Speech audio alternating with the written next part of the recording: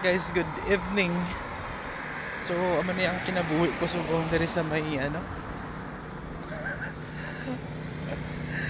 Amo ni kinabuhi ko diri sa Europe, guys.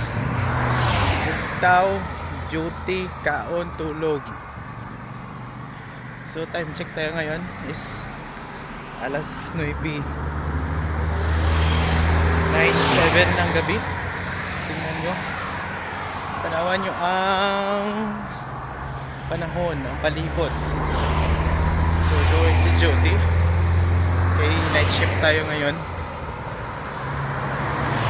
Bali ngayon summer dito sa Europe is 4 hours lang ang dilim. Mamayang alas 11. Alas 11 ng gabi pa magdilim.